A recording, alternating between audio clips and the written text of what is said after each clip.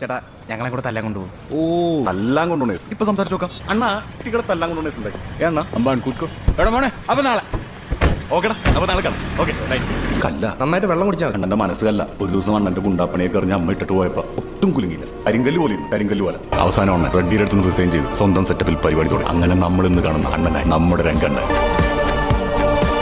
എന്തൊരു തള്ളണത്. നമ്മളെന്തിനാ തള്ളൊക്കെ കേൾക്കണത് പോലെ കള്ളും കബ കിട്ടുന്നില്ലേ? കുറച്ച് തള്ളൊക്കെ സഹിക്കാം. കള്ളു കൂച്ചാനല്ല അടിക്കാനാ തിരിച്ചടിക്കണ്ടേ? അപ്പൊ കുറച്ചൊക്കെ സഹിച്ചു. അല്ല എന്തോ പറയുന്നത് ഒരുമാതിരി. ചേട്ടാ എടാ മോനെ ഇളഹങ്കയുള്ള അടിയുണ്ട് വെറുതെ ഗാഡി വിടാ കയറി. 9 മണിക്ക് തുടങ്ങുവേ. വരാൻ ചേട്ടാ വരാൻ വരാം. എടാ രാത്രി രംഗച്ചേട്ടാ തല്ലാൻ കൊണ്ടുപോകാന്ന് വണ്ടി വിടുമെന്ന് ഇപ്പൊ. ഈ ബെൻസൊക്കെ കിടന്നിട്ടാണോ പിന്നെ ഈ വണ്ടി കിടന്ന് കിടക്കുന്ന? അതൊക്കെ ആണ് ടേസ്റ്റ്. അത് വിട്. ഡാൻസ് കളിക്കണോ? അല്ല ഏതാ സ്ഥലമൊക്കെ മേടിച്ചുള്ള പൈസ ഒക്കെ പോയെന്ന് പറഞ്ഞില്ലേ? അന്ന് വാങ്ങി തരിശൂമിയില്ലേ? അവിടെയാണ് ഇപ്പൊ ബാംഗ്ലൂർ ഇന്റർനാഷണൽ എയർപോർട്ടിൽ.